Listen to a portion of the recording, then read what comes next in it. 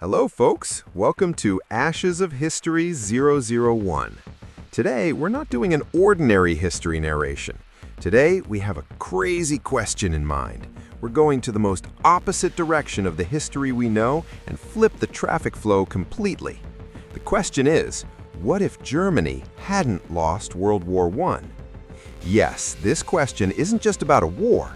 If the German Empire hadn't lost the war in 1918, there would be no Nazis, no Cold War, and no United States of America as a superpower as we know it today.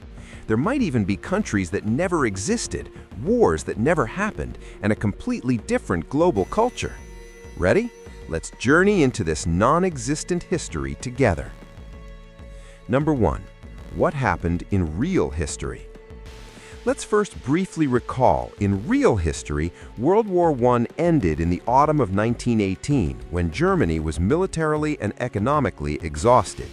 The USA joining the war in 1917, the failure of the German army's last major offensive on the Western Front, the Kaiserschlacht, and the subsequent Great Revolution led Germany to sign an armistice. The Treaty of Versailles that followed crushed Germany, with heavy reparations, territorial losses, and the accusation of war guilt. They destroyed it, dealt heavy blows. This humiliation fueled the rise of different governments in the 1930s. But what if this war had ended differently? What if Germany had won this war together with its allies? For that, we first need to look at the point of divergence. Number 2, the point of divergence, if America stays out. The most important rule of alternate history, one single variable changes everything. Our variable is this: Germany does not launch unrestricted submarine warfare in 1917. In real history, Germany tried to bring England to its knees by sinking all ships in the Atlantic. Because of this decision, passenger ships like the Lusitania were sunk, and the US government was persuaded to enter the war. But in our alternate scenario, Germany acts more cautiously. Submarines target only military objectives. They do nothing that would drag the USA into the war. In this case, the US never deviates from Wilson's "our own continent first" policy. It does not enter the war, it sells money and ammunition, invests in its own development, sends no troops, grabs its Americano, sips it, and watches things unfold. At this point, in the spring of 1918, Germany's great offensive on the Western Front succeeds.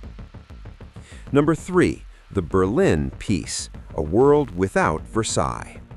Scene: Paris, 1919. German troops parade on the Champs-Élysées. France and England, devastated by defeat, sit at the negotiating table. Berlin calls the shots. Germany has already taken Alsace-Lorraine. On top of that, it seizes the industrial regions of northern France. The economy soars. Belgium becomes a state dependent on the German Empire. As for Poland, Germany does not directly annex Polish lands, but establishes a Kingdom of Poland dependent on Germany. The Baltic region remains under German military administration as Oberost. Austria-Hungary emerges from the war exhausted. It collapses, but the new states that replace it, Hungary, Czechoslovakia, the South Slav states, are formed the way Germany wants. Historians will call this the Berlin Peace. There will be no harsh terms of Versailles, no crushing reparations, no war guilt. Germany becomes the undisputed leader of Europe as the great power that won the war. Now, let's get to the most sensitive part of this scenario. In real history, the humiliation and economic collapse caused by the Treaty of Versailles fueled radical nationalism. The economic crisis, unemployment, and the stab-in-the-back myth in Germany paved the way for that Austrian corporal to come to power. But if Germany had won the war, that crazy German with the two-finger mustache, that stern-looking figure who wrote his name into the most important pages of history, would never have emerged as a figure on the historical stage. Why? Because the German Empire didn't collapse, so there would be no crisis period called the Weimar Republic. The Kaiser would remain on the throne, or whatever government came next would retain its legitimacy. far-right movements would find no support among the public. Hitler would probably have faded away within some small extremist group in post-war Germany. There would be no Mein Kampf, no Holocaust. But would this world be a paradise? Would peace last forever? Of course not. Germany's victory would mean harsh rule in occupied territories. Belgium, Poland, the Baltic states would be governed by German-friendly administrations. No other government would be allowed. But this oppression would resemble classic colonial empire oppression. Bad, but a different kind of bad. And of course, after a while, civil wars. Would the new states that followed turn on each other? What would happen to you? Let's meet in the comments. The erosion of the British Empire. Germany's victory changes not only the European continent, but also the seas. Even though England doesn't lose the war, with its loss of prestige, its colonial system would rapidly decline. In real history, the British Empire's dissolution took place after World War II. But in this scenario, independence movements in India, Egypt, and South Africa gain momentum as early as the 1920s.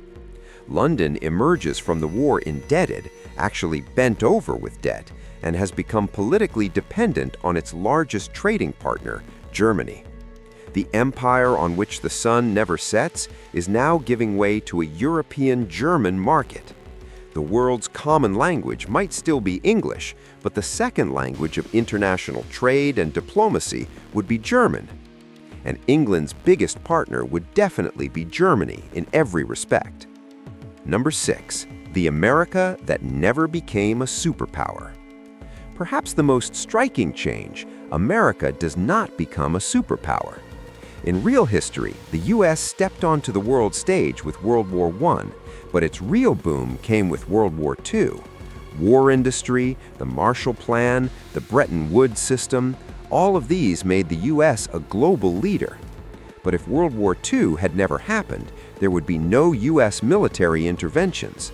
The economic boom of the 1940s wouldn't occur. There would be no Manhattan Project. Perhaps Germany would pioneer nuclear technology. Just imagine, Captain America would be Captain Germany. In this scenario, the US remains a rich but insular North American power. Hollywood would be the world's second largest film industry. Jazz and rock and roll would still be born in America, but the distribution of global pop culture would be in German hands. A total nightmare. 7. Russia and the Soviet Union. What about the Bolsheviks? In real history, Germany sent Lenin to Russia on a fast train in 1917 to weaken the Tsarist regime. But a victorious Germany could take a much harsher stance against Bolshevik Russia. In the 1920s, the German army could support the White Army and crush the Red Army. 8. The Ottoman Empire and the Middle East. In alternate history scenarios, the Middle East also follows a different path. In real history, the Ottoman Empire lost the war too. Its lands were partitioned, the sick man of Europe. But Germany's victory means the Ottomans also win as an ally. Thus, there would be no Treaty of Versailles, and the Ottoman Empire would continue to exist. Perhaps a German-Ottoman joint sphere of influence would emerge. Oil-rich lands would not fall directly into British hands. They would come under German companies' control. Today's borders in the Middle East would be completely different. There would be no Arabs, no Iran, no Israel. 9. What would the world look like today? What would this alternate world look like in 2026?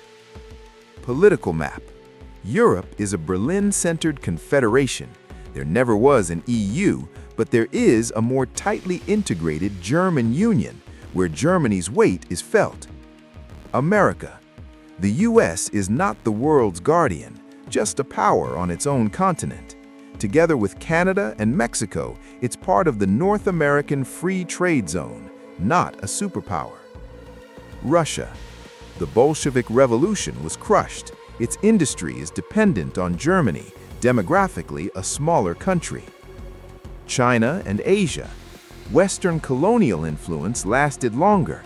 Perhaps Japan, without having entered World War II, became a different kind of superpower in the Pacific. Global issues. Climate change would still happen, but finding a global solution might be harder because there would be no strong United Nations structure. 10. Conclusion. The fragility of history. Dear friends, changing the victors of World War I is not just a military outcome. It would create a ripple effect that changes the lives of millions, cultures, languages, perhaps religions, wars, and peaces. Democracy might have come slower. Monarchy might have persisted. Colonialism might have lasted longer. Some countries that are free today might still be puppets of other nations. What alternate history teaches us most is this: the world we live in today is not a certain, inevitable outcome. Small decisions can change the fate of wars, the fate of millions. Perhaps a short pause. We cannot change the past, but understanding it can help us avoid repeating the same mistakes, building a more conscious future. So what do you think? If Germany had won World War I, would the world be a better place or worse? Share your thoughts with me in the comments. If you liked it, don't forget to subscribe, because next week I might come back with an even more absurd scenario. What if the Ottoman Empire had been Christian? Take care of yourselves, look at history with curiosity, and goodbye.